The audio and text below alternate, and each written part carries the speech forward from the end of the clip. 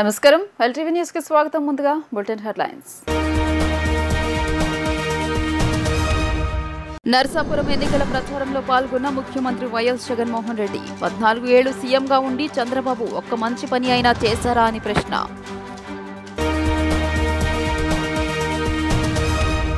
విశాఖలో పర్యటించిన జనసేన అధినేత పవన్ కళ్యాణ్ నటనలో తాను ఓనమాలు నేర్చుకుంది ఈ గడ్డపైనే అని వెల్లడి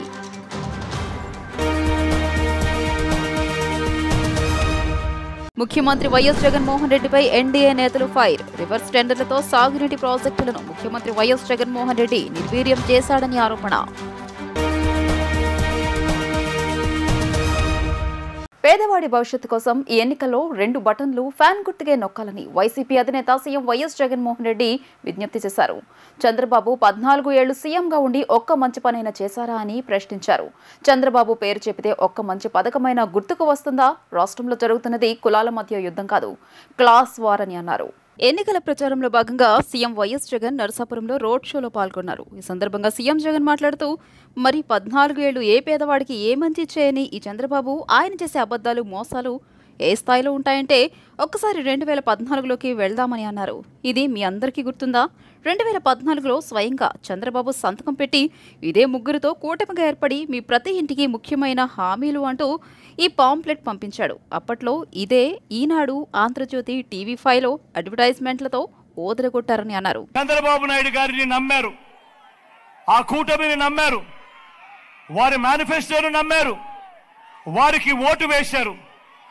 మరి ఈ చంద్రబాబు నాయుడు గారి మేనిఫెస్టో మాయలు, మేనిఫెస్టో మోసాలు ఎలా ఉంటాయో, ఆ 2014లో ఏం చెప్పాడో, 2014 నుంచి 19 మధ్య ఆయన అధికారంలో ఉండగా ఎంతటి మోసము, ఎంతటి దగా చేశాడో మీరే చూడండి అని చెప్పి సందర్భంగా అడుగుతా ఉన్నా.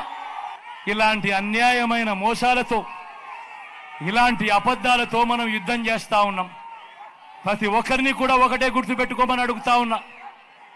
ఈ 59 నెలల కాలంలో మీ బిడ్డ పాలన చూశారు. ఏదైతే మీ బిడ్డ చెప్పాడో ఆ చెప్పిన దానికన్నా 4 అడుగులు ముందుకు వేశాడు. మళ్ళీ ఇవాళ మీ బిడ్డ చెప్తా ఉన్నాడు, వాలంటీర్లు మళ్ళీ మీ ఇంటికే రావాలన్నా, పేదవాడి భవిష్యత్ మారాలన్నా, పథకాలన్నీ కొనసాగాలన్నా, లంచాలు వివక్ష లేని పాలన జరగాలన్నా, మన పిల్లలు, వారి చదువులు, వారి బడులు బాగుపడాలన్నా, మన వ్యవసాయము, మన హాస్పిటల్ను మెరుగుపడాలన్నా, పడాలంటే ఏం చేయాలి? ఏం చేయాలి? ఏం చేయాలన్నా? ఏం చేయాలన్నా? అక్క ఏం చేయాలి? 2 ఓట్లు, 2 బటన్లు, 2 బటన్లు ఫ్యాన్ మీద నొక్కాలి. నొక్కి 175కు 175 అసెంబ్లీ స్థానాలు, 25 ఎంపీ స్థానాలకు 25 ఎంపీ స్థానాలు. నటనలో తాను ఓనమాలు నేర్చుకుంది ఈ గడ్డపైనే అని జనసేన అధినేత పవన్ కళ్యాణ్ వెల్లడించారు. ఉత్తరాంధ్ర అంటే ఆట పాట, పొలం, పని, సముద్రం, సైనికుడు అని వివరించారు. ఇవి ఉత్తరాంధ్ర 6 ప్రాణాలు అని పేర్కొన్నారు. ఇది తాను చెబుతున్న మాట కాదని, సిక్కోలు 6 ప్రాణాలు అని ఒక రచయిత రాశాడని వెల్లడించారు. జనసేన పార్టీ అధినేత పవన్ కళ్యాణ్ విశాఖ సౌత్ నియోజకవర్గంలో నిర్వహించిన వారాహి విజయపేరి సభకు హాజరయ్యారు. ఈ సందర్భంగా ఆయన తన ప్రసంగంలో ఉత్తరాంధ్రపై తన అభిమానాన్ని చాటుకున్నారు. ఈ సందర్భంగా ఆయన మాట్లాడుతూ రాజకీయ నాయకులకు ప్రవేశ పరీక్షలు ఉండవని, ప్రజలు నమ్మకంతో ఓటేస్తారని అన్నారు. నాకు నేనే పరీక్ష పెట్టుకున్నానని, 2014లో పార్టీ పెట్టినప్పుడు నాకు పోటీ చేసే అర్హత లేదనుకున్నాను. ఆకలితో కడుపు మాడే పేదవాడి హృదయ వేదన అర్థం చేసుకోవడమే రాజకీయాలకు అర్హత అని భావించానని స్పష్టం చేశారు. ఈ ముఖ్యమంత్రి వేలు చూపించి సిద్ధం సిద్ధం అంటున్నాడు. దేనికయ్యా సిద్ధం? నువ్వు? మేం కూడా సిద్ధం. ఓటేసి కింద తొంగలో తొక్కడానికి మేం సిద్ధం. నువ్వు వేలు చూపించి ఎవరిని బెదిరిస్తున్నావు అని నిలదీశారు. నేను సినిమాల్లో వేలు చూపించే ఫోటోలకు పోజులు ఇవ్వడానికి ఆలోచిస్తాను. అలాంటిది ఈయన సిద్ధం అంటే మనం భయపడిపోతాం అనుకుంటున్నాడు. నేను అన్నింటికీ తెగించే రాజకీయాల్లోకి వచ్చాను. నేను ప్రాణాలు కూడా లెక్క చేయకుండా ఈ ఫ్యాక్షన్ మూకలను ఎదుర్కొంటున్నాను అంటూ పేర్కొన్నారు. రాష్ట్రంలో ఇన్ని వేల మంది ఆడపిల్లలు అదృశ్యం అయిపోతే కూర్చోబెట్టి సొంత చెల్లి జీవితాన్ని కూడా బయటికి లాగే ఒక దిగజారుడు స్థాయి వ్యక్తి. సొంత చెల్లికే గౌరవం ఇవ్వని వాడు ఇక్కడున్న ఆడబిడ్డలకి గౌరవం ఇస్తాడా? ఇక్కడున్న ఆడబిడ్డలకు గౌరవం ఇస్తాడా అమ్మా? మీరు ఆలోచించండి. వాళ్ళ సొంత ఎంపీనే, భార్యని పిల్లల్ని కిడ్నాప్ చేస్తే సొంత ఎంపీ రక్షించుకోలేకపోయాడు. సొంత ఎంపీ. నీ కుటుంబాన్ని రక్షించుకోలేని వాళ్ళు మన జీవితాలకు ఎలా భద్రత ఇస్తారు? మనం ఎందుకు భయపడాలి? రాజకీయ నాయకులకు ప్రవేశ పరీక్షలు ఉండవు. మీ నమ్మకం మీద ఓటేస్తారు. మీ నమ్మకం మీద. నేను అందుకనే నేను పరీక్ష పెట్టుకున్నా. 2009లో వంశీ అప్పటి రాజకీయ ప్రస్థానంలో ఉన్నప్పుడు నేను ఎందుకు పోటీ చేయలేదంటే నాకు హక్కు లేదు అనుకున్నాను. ఒక విద్యార్థి ఒక ఎగ్జామ్ రాయాలి అంటే డిగ్రీ చదవాలి. కరెక్టే, నేను నటుడినే, 10 మంది మెచ్చారు. అది సరిపోదు రాజకీయాలకి. నువ్వు పబ్లిక్ పాలసీ అవగాహన చేసుకోవాలి. ఆకలితో మట్టమట్లాడే కడుపాకలు ఉన్న పేదవాడి గుండె అర్థం కావాలి నీకు. ఒక ఆడబిడ్డను కోల్పోయిన తండ్రి వేదన తెలియాలి.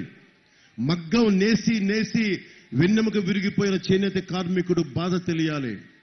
సముద్రం సంపద అని చెప్పి లోతుల్లోకి సముద్రంలో తీర ప్రాంతాల్లోకి లోపలికి వెళ్ళి మత్స్యకారుడి కష్టం తెలియాలి. ఒక విద్యార్థి తాలూకు కష్టం తెలియాలి. ఒక పోలీస్ కానిస్టేబుల్ ఆ కాకి చొక్కా తడిచిపోయి ఉప్పు చారలు పట్టుకుంటే దాని తాలూకు స్వేదం తాలూకు కష్టం తెలియాలి. కండలు కరిగించి ఒక కార్మికుడి కష్టం తెలియాలి. ఓటమి తెలియాలి. రాజకీయ నాయకుడికి ఓటమి తెలియాలి. ముందస్తుగా ఏంటి ఓటమి తెలియాలి. నువ్వు వెళ్ళాలి.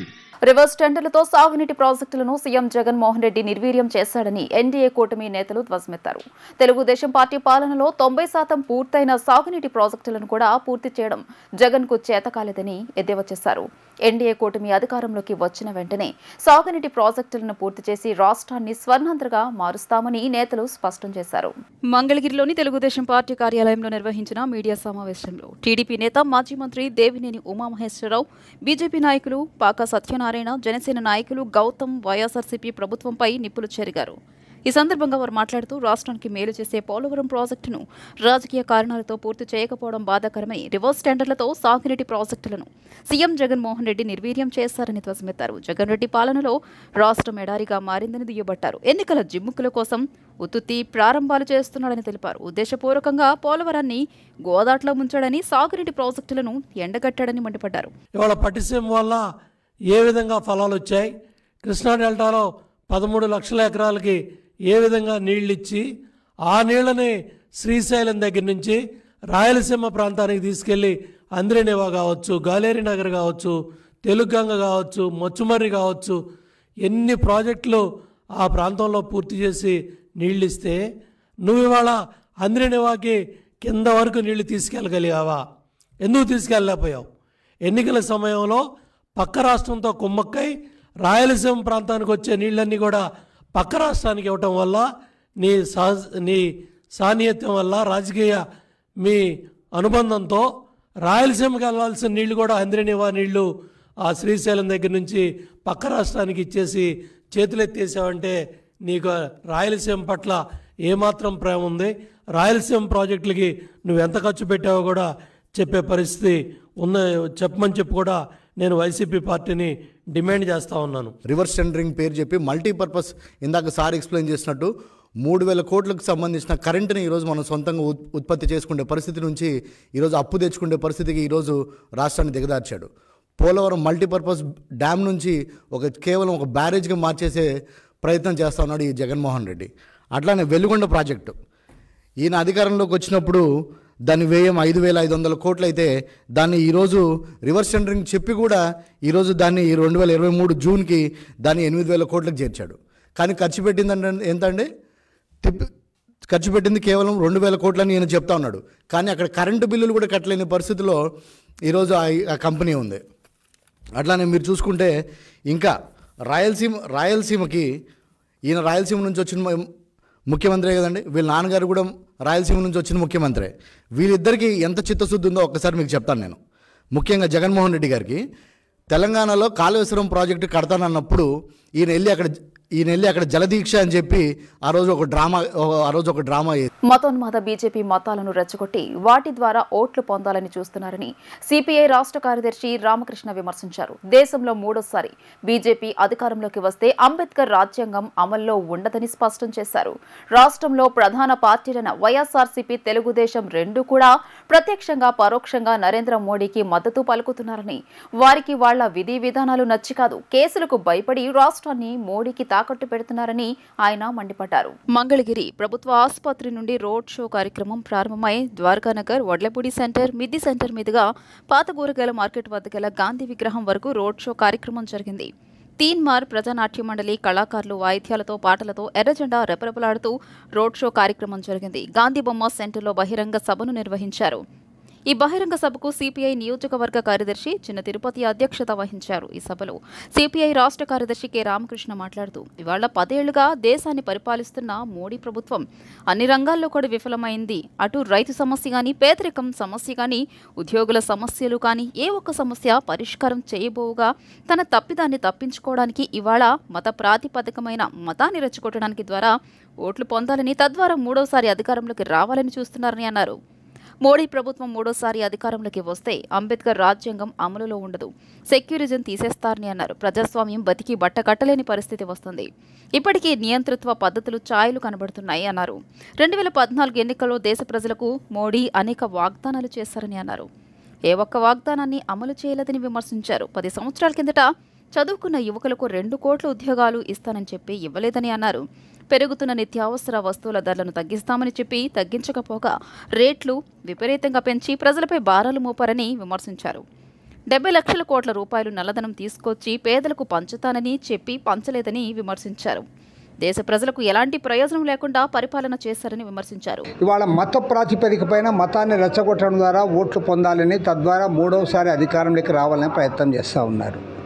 ఈ దేశంలో నరేంద్ర మోడీ ప్రభుత్వం మళ్ళీ మూడవసారి అధికారంలోకి వస్తే గ్యారంటీగా చెప్తాం, ఇవాళ అంబేద్కర్ రాజ్యాంగం ఈ దేశంలో అమల్లో ఉండదు, సెక్యులరిజం తీసేస్తారు. అదేవిధంగా ప్రజాస్వామ్యం బతికి బట్టగట్టలేని పరిస్థితి వస్తుంది. ఇప్పటికే నియంతృత్వ పద్ధతులు ఛాయలు కనపడతా ఉన్నాయి. 2 ముఖ్యమంత్రులు ఇప్పటికే తొలగించారు. ఒక ముఖ్యమంత్రినేమో తీసుకొని పోయి తిహార్ జైల్లో పెట్టారు, ఢిల్లీ ముఖ్యమంత్రిని. కాబట్టి ప్రతిపక్ష నేతలను బెదిరించడం ద్వారా, కేసులు పెట్టడం ద్వారా ఇవాళ ఎన్నికల్లో ఏకపక్షంగా గెలవడానికి ప్రయత్నం చేస్తూ ఉన్నారు. కాబట్టి ప్రజాస్వామ్యాన్ని కాపాడుకోవడానికి అందరూ కూడా ముందుకు రావాలని కోరుతా ఉన్నారు. దురదృష్టవశాత్తు మన రాష్ట్రంలో ప్రధాన పార్టీలు తెలుగుదేశం, వైఎస్ఆర్ కాంగ్రెస్ పార్టీలు రెండూ కూడా ప్రత్యక్షంగా పరోక్షంగా నరేంద్ర మోడీకి మద్దతు పలుకుతూ ఉన్నారు. వారికి ఏదో వాళ్ళ విధానాలు నచ్చి కాదు, గ్యారెంటీగా చెప్పగలను భయపడి పలుకుతూ ఉన్నారు. కేసులు ఉన్నాయి కాబట్టి అటు చంద్రబాబు నాయుడు, ఇటు జగన్మోహన్ రెడ్డి ఇద్దరు కూడా భయపడిపోతూ ఉన్నారు. అలాగే పోలవరం ప్రాజెక్టు కాకుండా ఉంది అంటే దానికి నిధులు ఇవ్వని దుర్మార్గుడు నరేంద్ర మోడీ. తాను శంకుస్థాపన చేసిన బండను పగలగొట్టి 3 రాజధానులు అంటే నిస్సిగ్గుగా ఈ 5 సంవత్సరాల నుంచి మోడీ జగన్మోహన్ రెడ్డి గారిని భుజాన్ని ఎత్తుకొని ఉన్నాడు. ఇప్పుడు జగన్మోహన్ రెడ్డి గారి రాష్ట్ర ఇరిగేషన్ మంత్రి, మేము 25 పార్లమెంటు సీట్లు మేమే గెలుస్తాం, ఆ గెలిచిన పార్లమెంట్ సీట్లన్నీ తీసుకెళ్ళి మోడీ గారి పాదాల దగ్గర పెడతాం. ఇది ఓపెన్గా అంబటి రాంబాబు చెప్పినటువంటిది. ఈ చంద్రబాబు నాయుడు గారు అయితే మా ఎన్డీఏ కూటమికి 370 నుంచి 400 పార్లమెంటు రావాలి, 160 ఇక్కడ రావాలి అంటున్నారు. కానీ కమ్యూనిస్టులుగా మేము కోరుకున్నది ఈ రాష్ట్రంలో ప్రజాస్వామ్యాన్ని కాపాడుకోవడానికి, లౌకికవాదాన్ని కాపాడుకోవడానికి, అంబేద్కర్ రాజ్యాంగాన్ని కాపాడుకోవడానికి ఈ కేంద్ర రాష్ట్ర ప్రభుత్వాల దుర్మార్గానికి వ్యతిరేకంగా మిగిలిన పార్టీలన్నీ ఒక కూటమిగా ఉండి చేస్తే ఇండియా కూటమి బలపడేది. ఎర్ర జెండాలు గెలవాలి, కార్మికుడి స్వేదానికి సరైనటువంటి న్యాయం జరగాలంటే ఎర్రజెండా పార్టీలు గెలవాలి. ఇవాళ 3 పార్టీలు పేరుతోటి పోటీ చేస్తూ ఉన్నాయి ఒక పక్షంగా ఉండి. ఇవాళ జగన్మోహన్ రెడ్డి పార్టీ అయినా, చంద్రబాబు నాయుడు పార్టీ అయినా, బీజేపీ అయినా 3 ఒకటే. వాళ్ళని, ఆ కూటముల్ని వ్యతిరేకించాలి. ఎందుకంటే వాళ్ళు ధరలు పెంచారు, మనం తినడానికి తిండి లేకుండా చేశారు. పెట్రోలు, డీజిల్, వంట గ్యాస్ ధరలు పెంచారు. మనకి కదలటానికి కూడా వీల్లేనటువంటి పద్ధతుల్లో చేశారు. అలాగే నరేంద్ర మోడీ ప్రభుత్వం ఈ దేశంలో అంబేద్కర్ రాజ్యాంగాన్ని కాలరాసి దాని స్థానంలో ఈ యొక్క మనువాదాన్ని తేవాలని చూస్తూ ఉన్నారు. ఈ ప్రాంతంలో ఇళ్ల స్థలాల సమస్య చాలా కీలకంగా ఉంది. కమ్యూనిస్ట్ పార్టీలు, వామపక్ష పార్టీలు ఈ ప్రాంతంలో అనేక ప్రభుత్వ భూములలో 26,000 మందికి నివేశన స్థలాలు ఇప్పించాం. దాంట్లో ఇవాళ స్థిర నివాసం ఏర్పాటు చేసుకొని పక్కా గృహాలు కూడా కట్టుకొని వాళ్ళు నివాసం ఉంటా ఉన్నారు. ఇవాళ రాజకీయాల్లో ఇవాళ ఎన్నికల్లో వాగ్దానం చేస్తూ ఉన్నారు పార్టీలు వాళ్ళు. మేము వస్తే పట్టాలు ఇస్తామని చెప్పేసి మేము అడుగుతా ఉన్నాం. 2014 నుంచి 19 దాకా ఎమ్మెల్సీ లోకేష్ ఎందుకు పట్టాలు ఇప్పించలేకపోయారు? అదేవిధంగా 2014 నుంచి 19 దాకా, 19 నుంచి 24 దాకా ఉన్న ఆర్కే గారు ఇక్కడ ఎందుకు వీళ్ళకి పట్టాలు ఇప్పించలేకపోతా ఉన్నారు? ఇప్పుడు మరలా ఎందుకు సృష్టి వాగ్దానం చేస్తా ఉన్నారని చెప్పి ప్రశ్నిస్తూ ఉన్నాం. మేము కానీ ఎన్నికైతే ఖచ్చితంగా ఎక్కడ స్థిర నివాసం ఏర్పాటు చేసుకుని ఉన్నారో వాళ్ళకి అక్కడే స్థిర నివాసం ఏర్పాటు చేసి దాంట్లో కీలక పాత్ర వహిస్తాం, వాళ్ళని మేము అక్కడ రెగ్యులేట్ చేస్తామని చెప్పేసి హామీ ఇస్తా ఉన్నాం. 85 సంవత్సరాల పైబడిన వయసు గలవారు, 40% మించి అంగవైకల్యం ఉన్నవారు, దివ్యాంగులు మంగళగిరి నియోజకవర్గంలో 452 మంది హోమ్ ఓటింగ్ కోరడమైనదని ఎన్నికల రిటర్నింగ్ అధికారిని రాజకుమారి తెలియజేశారు. మంగళగిరి నియోజకవర్గానికి 15 టీములుగా విభజించి ప్రతి ఇంటికి వెళ్లే విధంగా రూట్ మ్యాప్ నిర్వహించడం జరిగిందని స్పష్టం చేశారు. మంగళగిరి ఎంటీఎంసీ కార్యాలయంలో ఎన్నికల రిటర్నింగ్ అధికారిని రాజకుమారి గన్యా ఎలక్షన్ డిసైడింగ్ ఆఫీసర్ సమావేశాన్ని నిర్వహించారు. ఈ సమావేశంలో ఆమె మాట్లాడుతూ 85 సంవత్సరాలు పైబడిన వారు, 45% కలిగిన దివ్యాంగుల ఇంటి వద్దనే ఓటు వేసే విధంగా ఏర్పాట్లను ఈ రోజు నుండి నిర్వహిస్తున్నట్లు తెలియజేశారు. ప్రతి ఇంటికి presiding officer, assistant presiding officer, photographer, micro అజ్యూమర్, పోలీస్ అధికారితో కలిపి 5 సభ్యులు ఓటింగ్ ప్రక్రియను నిర్వహిస్తారని స్పష్టం చేశారు. ఓటు వేసే పెద్దవాళ్లు ప్రమాణం చేసి ఒకరి సహాయంతో ఓటు హక్కును వినియోగించుకోవచ్చని అన్నారు. పింక్ కలర్ కవర్లో ఉన్నది పోస్టల్ బ్యాలెట్ అసెంబ్లీ అభ్యర్థి, లైట్ గ్రీన్ కలర్లో ఉన్నది పోస్టల్ బ్యాలెట్ పార్లమెంట్ అభ్యర్థి అని తెలియజేశారు. అందుబాటులో లేని అభ్యర్థులకు ఈ నెల 6వ తేదీ నుండి 8వ తేదీ వరకు రెండవసారి ఓటు వేసే అవకాశం కల్పిస్తామని, ఈ అవకాశాన్ని ప్రతి ఒక్కరూ వినియోగించుకోవాలని ఆమె పిలుపునిచ్చారు. నియోజకవర్గంలో 85 సంవత్సరాల పైబడిన వయసు గలవారు, అలాగే 40% మించి వైకల్యం ఉన్న దివ్యాంగులు మొత్తంగా 452 మంది హోమ్ ఓటింగ్ కొరకు ప్రిఫర్ చేసుకున్నారు. ఈరోజు 3వ తారీఖు, 4వ తారీఖు, 5వ తారీఖున మనం ఈ హోమ్ ఓటింగ్ కంప్లీట్ చేస్తూ ఉన్నాము. మన నియోజకవర్గంలో 15 టీమ్స్ని వేశాము. ప్రతి టీంలో కూడా ఒక ప్రిసైడింగ్ ఆఫీసర్, ఒక assistant presiding officer, micro observer, videographer, ఒక పోలీస్ సెక్యూరిటీ పర్సనల్, 5 మెంబర్ టీమ్ని మనం వెహికల్ ఇచ్చి పంపించడం జరిగింది. రూట్ మ్యాప్ అన్నది చాలా పక్కాగా డిజైన్ చేయడం జరిగింది. ఏ ఇంటి తర్వాత ఏ ఇంటికి వెళ్ళాలి అని చెప్పి వాళ్ళకి ఏ విధంగా ఓటింగ్ ప్రక్రియ నిర్వహించాలి అన్నది కూడా పూర్తిగా క్లారిటీ ఇవ్వడం జరిగింది. అలాగే మనకి 40 మంది కంటెస్టింగ్ క్యాండిడేట్స్ ఉన్నారు కాబట్టి 40 క్యాండిడేట్స్ తరపున వారి ఎలక్షన్ ఏజెంట్ వెళ్ళొచ్చు, స్వయంగా క్యాండిడేట్ వెళ్ళాలనుకున్నా వెళ్ళొచ్చు, లేదు అంటే బూత్ లెవెల్ ఏజెంట్స్ని వారు నియమించుకుంటే బూత్ లెవెల్ ఏజెంట్స్ని కూడా వెళ్ళొచ్చు. మరి ఒక్క ముఖ్యమైన విషయం ఏంటంటే పెద్దవాళ్ళు ఎవరైనా కంపెనియన్ ఓటు వేయాలి అనుకుంటే ఖచ్చితంగా సీక్రెసీ ఆఫ్ ఓట్ మెయింటైన్ చేస్తానని ప్రమాణం చేయాలి. అలాగే ఒక కంపెనియన్ ఒక ఓటర్కి మాత్రమే సపోర్ట్ ఇవ్వడానికి అలో చేస్తాము. ఇంకా అటువంటి ఓటర్స్ ఎవరైనా ఉంటే ఆ 18 సంవత్సరాల నిండి ఉండి ఆ పోలింగ్ బూత్ ఏరియాలో, ఆ పోలింగ్ ఏరియాలో ఓటర్గా ఉంటే వారికి వేరే ఒకరికి మనకి అవకాశం ఇవ్వడం అనేది జరుగుతుంది. వీళ్ళు పొద్దున్న ప్రతి ఇంటి దగ్గర అరగంట నుంచి 45 నిమిషాలు పట్టే అవకాశం ఉంది కాబట్టి 9 నుంచి 10 మంది ఓటర్స్కి మాత్రమే మనం రూట్ ప్లాన్ అనేది రెడీ చేసాం.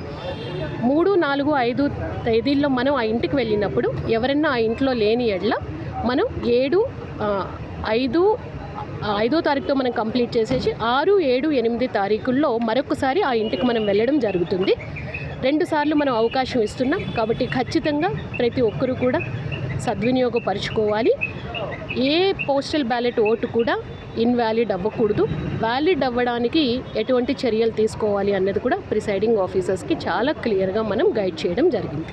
జగన్మోహన్ రెడ్డి ప్రతిపక్షంలో ఉన్నప్పుడు 40 లక్షల మంది నిరుద్యోగులకు మాట ఇచ్చి గద్దెనెక్కి నిరుద్యోగుల జీవితాలను నాశనం చేశారని నిరుద్యోగ జేఏసీ రాష్ట్ర కన్వీనర్ షేక్ సిద్దిక్ ఆగ్రహం వ్యక్తం చేశారు. రాష్ట్ర వ్యాప్తంగా నిరుద్యోగులను మోసం చేసి 5 ఏళ్ల పాటు ఒక్క డిఎస్సీ కూడా నిర్వహించకుండా నిరుద్యోగుల ఆత్మహత్యలకు కారణమైన జగన్ను గద్దెదించడానికి 40 లక్షల మంది నిరుద్యోగులు సిద్ధంగా ఉన్నారని మండిపడ్డారు. నిరుద్యోగ జేఏసీ ఆధ్వర్యంలో అనంతపురం నుంచి శ్రీకాకుళం వరకు 1800 కిలోమీటర్ల మేర కొనసాగుతున్న నిరుద్యోగ చైతన్య యాత్ర మంగళగిరికి చేరుకుంది. మంగళగిరి పట్టణంలో ఉన్న అంబేద్కర్ విగ్రహానికి పూలదండలు వేసి నివాళులు అర్పించారు.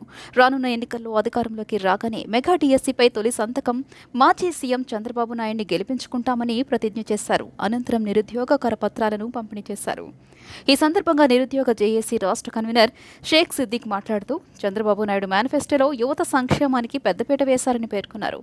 గత ఎన్నికల ముందు జగన్ అధికారంలోకి రాగానే 2.30 లక్షల ప్రభుత్వ ఉద్యోగాలు భర్తీ చేశామని, ప్రతి ఏటా మెగా డిఎస్సీ విడుదల చేస్తామని మోసగించారన్నారు. ఒక్క ఉపాధ్యాయ పోలీసు పోస్టులను భర్తీ చేయలేదన్నారు. రాష్ట్రంలోని పరిశ్రమల్లో 75% ఉద్యోగాలు స్థానికులకే ఇచ్చే విధంగా అసెంబ్లీ సమావేశాల్లో చట్టం చేస్తామని జగన్ రెడ్డి హామీ ఇచ్చి నెరవేర్చలేదని ఆగ్రహం వ్యక్తం చేశారు. ఉపాధి అవకాశాలు లేక యువత నిరాశ నిస్పృహల్లో కూరుకుపోయిందన్నారు. కేంద్ర ప్రభుత్వ నివేదిక ప్రకారం గ్రాడ్యుయేట్లలో 24% నిరుద్యోగంతో దేశంలోని రాష్ట్రం ప్రథమ స్థానంలో ఉందని చెప్పారు. నిరుద్యోగుల ఆత్మహత్యలు కూడా ఏపీలోనే ఎక్కువ అని ఆవేదన వ్యక్తం చేశారు. జగన్మోహన్ రెడ్డికి రానున్న రోజుల్లో ప్రజలే బుద్ధి చెబుతారని స్పష్టం చేశారు. జగన్మోహన్ రెడ్డి ప్రతిపక్షంలో ఉన్నప్పుడు పెద్ద పెద్ద మాటలు చెప్పి 40 లక్షల నిరుద్యోగుల యొక్క ఓట్లతో, వాళ్ళ యొక్క కుటుంబాల ఓట్లతో గద్దెనెక్కాడు. గద్దెనెక్కిన తర్వాత ప్రభుత్వ పాఠశాలల్లో ఒక్కటంటే ఒక్క టీచర్ పోస్టును, అదేవిధంగా కానిస్టేబుల్ పోస్టును, ఇతర ఇంజనీరింగ్ పోస్టులను, గ్రూప్ 2 పోస్టులను కూడా ఒక్కటి కూడా భర్తీ చేయలేదు. ఇప్పుడు ఎన్నికలు వచ్చాయి కదా అనేసి నేను 2,30,000 ప్రభుత్వ ఉద్యోగాలు ఇచ్చానని చెప్పేసి మాట చెప్తున్నాడు. అయ్యా ముఖ్యమంత్రి గారు, ఈ అంబేద్కర్ విగ్రహం సాక్షిగా మేము అడుగుతున్నాం, మీకు దమ్ము ధైర్యం ఉంటే మీరు ఎన్ని వేల ఉద్యోగాలు ఇచ్చారో ఒక శ్వేతపత్రం విడుదల చేయండి. మీరు చెప్పినటువంటి జాబ్ క్యాలెండర్ నిలబెట్టుకున్నారా అని అడుగుతున్నాం. మెగా డిఎస్సీ ఇస్తామన్నారు, మెగా డిఎస్సీని మీరు ఇంప్లిమెంట్ చేశారా అని అడుగుతున్నాం. అదేవిధంగా పరిశ్రమలు తీసుకొని వస్తాను, ప్రత్యేక హోదా తీసుకొని వస్తానని చెప్పేసి అన్నావు, ప్రత్యేక హోదా తీసుకొని వచ్చావా అని అడుగుతున్నాం. రాష్ట్రాన్ని గంజాయిని, డ్రగ్స్కు బానిస చేశావు, మద్యానికి బానిస చేశావు యువతను. 40 లక్షల మంది నిరుద్యోగులు రోడ్డున పడ్డారు. ఈరోజు పేద బడుగు బలహీన వర్గాలకు సంబంధించినటువంటి నిరుద్యోగులు ఉద్యోగాలు లేక మన రాష్ట్రంలో ఇతర రాష్ట్రాలకు తరలిపోతున్నారు. ఈ నేపథ్యంలోనే ప్రజలను, యువతను, విద్యార్థులందరినీ చైతన్యం చేయడానికి కంకణం కట్టుకున్నాం. మండు టెండను కూడా లెక్క చేయకుండా రాష్ట్ర వ్యాప్తంగా తిరుగుతున్నాం.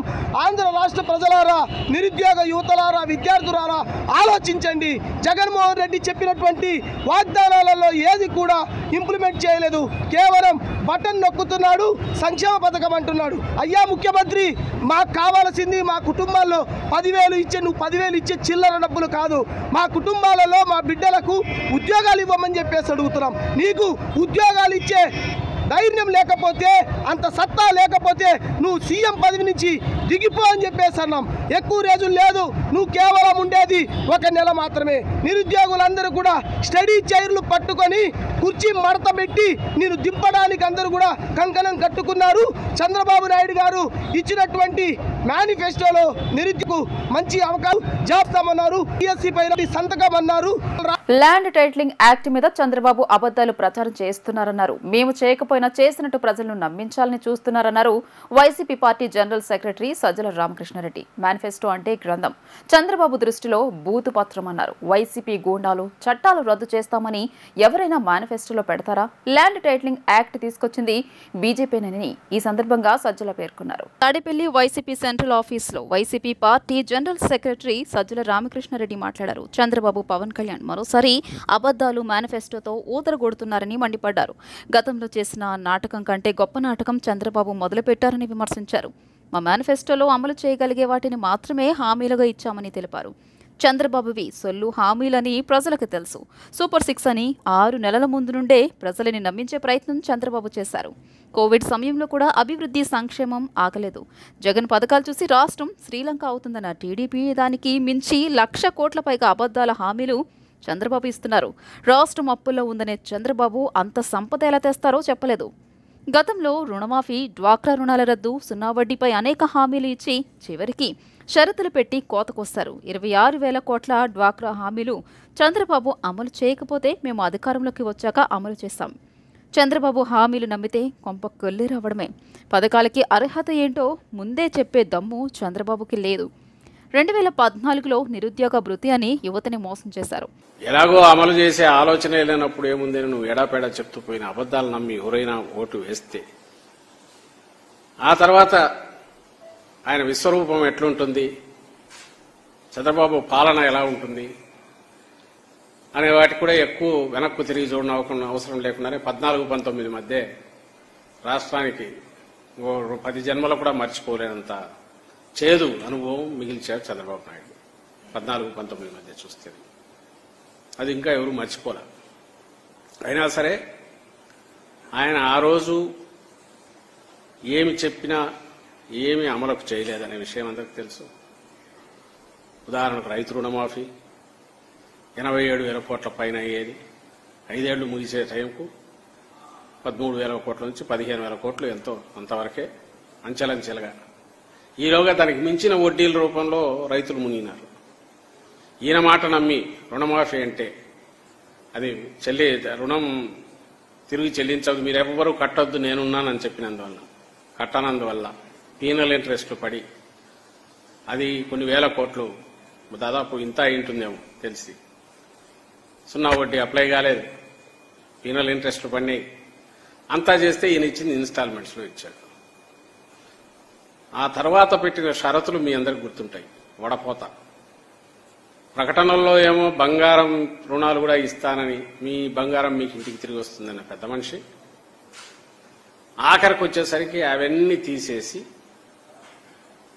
దానికి ఎక్కడ లేని ప్రపంచంలో లేని షరతులు అన్ని పెట్టి ఆఖరికి ఇచ్చింది ఎంత 13,000 14,000 కోట్లు. నిజంగా అది రాకపోతే, ఈయన అది అనౌన్స్ చేయకపోతే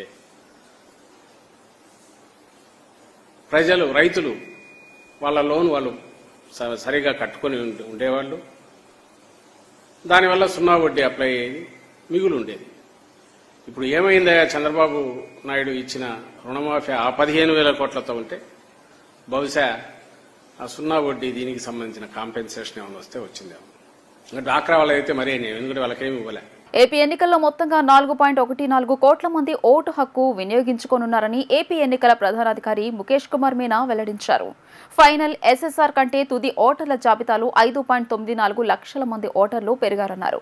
ఎన్నికల నిర్వహణ కోసం 46,389 పోలింగ్ కేంద్రాలు ఏర్పాటు చేశామన్నారు. ఇప్పటి వరకు అక్రమ నగదు 203 కోట్ల రూపాయలు స్వాధీనం చేసుకున్నామన్నారు. రాష్ట్ర సచివాలయంలో ఏర్పాటు చేసిన విలేకరుల సమావేశంలో రాష్ట్ర ఎన్నికల ప్రధానాధికారి ముఖేష్ కుమార్ మీనా మాట్లాడుతూ నగదుతో సహా మద్యం, గంజాయి, విలువైన ఆభరణాలను సీజ్ చేశామని చెప్పారు. ఇప్పటి వరకు ఎన్నికల కోడ్ ఉల్లంఘనలకు సంబంధించి 864 ఎఫ్ఐఆర్లు నమోదు చేశామని చెప్పారు. సీజ్లకు సంబంధించి 9,000 కేసులు నమోదు చేశామని పేర్కొన్నారు.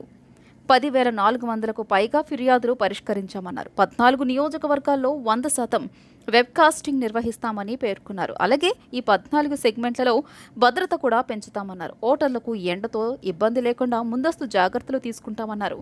ఎండల కారణంగా తగిన ఏర్పాట్లు చేయాలని కేంద్ర ఎన్నికల సంఘం ఆదేశాలు జారీ చేసిందన్నారు. వెన్ వి మనము ఎలక్టరల్ రోల్ పబ్లిష్ చేసినప్పుడు అంటే జనవరి 2024 22 జనవరి 2024కి మనము ఫైనల్ రోల్ పబ్లిష్ చేశాము. ఆ టైంకి there were 4,08,00,000 voters. Now there is a difference. అంటే జనవరి 22 నుంచి ఈరోజు ఏప్రిల్ 25 వరకు డిఫరెన్స్ ఈజ్ 5,94,000 ఓట్స్ పెరిగింది. So now this is the final voter list. మనము పార్టీస్కి మొత్తం లిస్ట్ ఇస్తాము మన స్టేట్ ఆఫీస్ నుంచి. తర్వాత ఇప్పుడు క్యాండిడేట్స్ కూడా ఫైనలైజ్ అయ్యారు కాబట్టి ప్రతి క్యాండిడేట్కి ఎలక్టోరల్ కాన్స్టిట్యుయెన్సీ సంబంధించి లెజిస్లేటివ్ కాన్స్టిట్యుయెన్సీ తర్వాత పార్లమెంట్ కాన్స్టిట్యుయెన్సీ సంబంధించి ఎలక్టోరల్ రోల్ ప్రతి ఎలక్టర్కి కూడా ఇవ్వడం జరుగుతుంది. అది RO లెవెల్లో చేయడం జరుగుతుంది. పోలింగ్ స్టేషన్ నంబర్ కూడా ఇప్పుడు ఫైనలైజ్ అయింది. లాస్ట్ టైం మేము చెప్పినప్పుడు 46,165 పోలింగ్ స్టేషన్స్ వర్ దేర్. దీని తర్వాత మళ్ళీ ఆక్సిలరీ పోలింగ్ స్టేషన్ అంటే ప్రతి వెనెవర్ ద పోలింగ్ స్టేషన్లో ఓటర్ సంఖ్య 1,500 కింద పైకి వెళ్తే దీన్ని మళ్ళీ 2గా డివైడ్ చేసేసి ఆక్సిలరీ పోలింగ్ స్టేషన్ కొత్తగా ఏర్పాటు చేయడం జరుగుతుంది. సో మనం ఎలక్షన్ కమిషన్కి పంపించిన ప్రపోజల్ ప్రకారం 224 ఆక్సిలరీ పోలింగ్ స్టేషన్ ప్రపోజల్ పంపించడం జరిగింది. So final figure of number of polling stations మనకు ఈ రోజుకి for which will be utilised for the upcoming election is 46,389 polling స్టేషన్స్లో ఎలక్షన్ చేయడం జరుగుతుంది. దెన్ మిగతా ఇష్యూస్కి వస్తే నా మోడల్ కోడ్ ఎన్ఫోర్స్మెంట్లో కూడా జస్ట్ టు బ్రీఫ్ యూ మీకు నోట్లో కూడా ఇవ్వడం జరిగింది. Just to brief you. Land titling act పై టీడీపీ, జనసేన, బీజేపీ కూటమి అసత్యపు ప్రచారం చేస్తోందని విద్యాశాఖ మంత్రి బొత్స సత్యనారాయణ మండిపడ్డారు.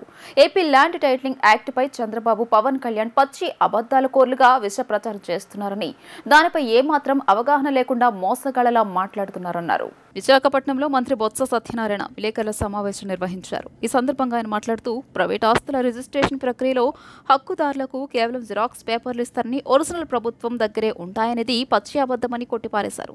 చంద్రబాబు, పవన్ కళ్యాణ్లు ప్రచారం చేస్తున్న మాటలు ఎలాంటి వాస్తవాలు లేవని, ప్రభుత్వంపై నిందలేస్తూ తద్వారా ఎన్నికల్లో లబ్ధి పొందాలనేది తెలుగుదేశం, దాని అనుబంధ పార్టీలతో పాటు వారికి వత్తాసు పలికే పచ్చ మీడియా తాపత్రయమన్నారు. ఇలాంటి దుష్ప్రచారం చేస్తున్న వాళ్లను క్రిమినల్స్తో పోల్చడం తప్పేం కాదన్నారు. లేనిపోని విషయాలపై ప్రజలకు తప్పుడు సమాచారం అందించి గందరగోళంలోకి నెట్టేవారిని క్రిమినల్స్గానే పరిగణించాలని అభిప్రాయపడ్డారు. ప్రభుత్వం దీంట్లో పూర్తిగా ఉండాలి. దీన్ని ఇంకా త్వరితగతంగా ఆన్లైన్ సిస్టమ్ రావాలి. ఆన్లైన్లో మ్యూటివేషన్ అయిపోవాలి. అంతే అయిన తర్వాత మళ్ళీ ఎంఆర్ ఆఫీస్ చుట్టూ, ఆర్డీఓ చుట్టూ తిరగకూడదు. వీటికన్నీ కూడా చట్టబద్ధత ఉండాలి. చట్టంలో లొసుగులు ఎక్కడ ఉండకూడదు. ఎక్కువ లిటిగేషన్కి ఆస్కారం ఉండకూడదు అని చెప్పని ఈ కార్యక్రమాలు చేశాం. దాన్ని వచ్చి రిజిస్ట్రేషన్ జరిగితే డాక్యుమెంట్ ఎవరంట జెరాక్స్ కాపీ, ఎవరైనా నమ్మిపోతాడు. జెరాక్స్ కాపీలు ఇవ్వడం ఏంటండి, నాన్ సెన్స్. ఈనాటికి రామోజీరావుకిను లేకపోతే రామోజీ ఎండీకి చెప్పారా? చెప్పండి, ఎవడు చెప్పాడు? వీళ్ళ ఈ రాష్ట్రంలో రిజిస్ట్రేషన్ ఆఫీస్ కమిషనర్ను లేదా సెక్రటరీను ఏది పెడుతుంది? ఎలక్షన్లు ఉన్నాయి కాబట్టి, కానీ లేకపోతే మీరు క్రిమినల్ యాక్షన్ తీసుకోవాలి. ఇలాంటి ఫాల్స్ ఇన్ఫర్మేషన్ పాస్ ఆన్ చేసి ప్రజల్లో గందరగోళం సృష్టించి ఇవాళ ఇచ్చిన యాక్ట్ ప్రకారం దాన్ని ఆ యాక్ట్ని వచ్చి కోర్టులో కూడా దాని ఉంది. కోర్టు కూడా ప్రభుత్వం చెప్పింది దీన్ని ఇంకా బహిరంగ చేయాలి, పబ్లిక్ హియరింగ్ జరగాలి. జరిగిన తర్వాత తీసుకున్న తర్వాత అప్పుడు దాన్ని చేస్తామని మీరు ప్రశ్నలు అడిగినప్పుడు ఒక్కొక్క దానికి కూడా నేను దానికి క్లారిఫికేషన్ కూడా ఇస్తాను. No issue running. కానీ మెయిన్ లా చెప్తుంది ఏంటంటే, ఏదైతే రిజిస్ట్రేషన్ జరిగినప్పుడు జిరాక్స్ కాపీలు ఇస్తారని చెప్పింది పచ్చి అబద్ధం. ఏ ఒక్కరు కూడా అది నమ్మద్దు. డాక్యుమెంట్ వచ్చి తెల్ల కాగితం మీదే రిజిస్ట్రేషన్ చేస్తారనేది కూడా అబద్ధం.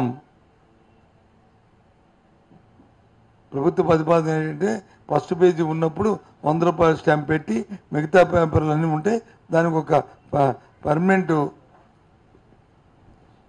ఒక డాక్యుమెంట్ ప్రభుత్వం తయారు చేసింది, మొసా కాపీని. ఆ కాపీలో ఏం చేస్తారంటే నీ పేరు, ఊరు, ఎవరు రిజిస్ట్రేషన్ చేస్తున్నారు, ఎవరు అమ్ముతున్నారు, దాని తాలూకా చుట్టుకొలత రేటి, ఏదైతే మనం ఇప్పుడు సమగ్ర భూ జరుగుతుందో జరిపిన తర్వాత వచ్చిన పిఎల్ ఆ ప్లాట్ నెంబర్ ఏదైతే వస్తుందో. వార్తలు ముగించే ముందు హెడ్లైన్స్ మరోసారి. నర్సాపురం ఎన్నికల ప్రచారంలో పాల్గొన్న ముఖ్యమంత్రి వైఎస్ జగన్మోహన్ రెడ్డి 14 ఏళ్లు సీఎంగా ఉండి చంద్రబాబు ఒక్క మంచి పని అయినా చేశారా అని ప్రశ్న.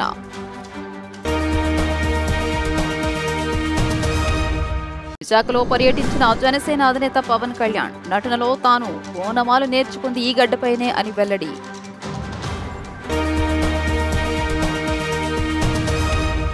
ముఖ్యమంత్రి వైఎస్ జగన్మోహన్ రెడ్డిపై ఎన్డీఏ నేతలు ఫైర్. రివర్స్ టెండర్లతో సాగునీటి ప్రాజెక్టులను ముఖ్యమంత్రి వైఎస్ జగన్మోహన్ రెడ్డి నిర్వీర్యం చేశాడని ఆరోపణ. ఈ వార్తలు ఇంతటితో సమాప్తం. నమస్కారం.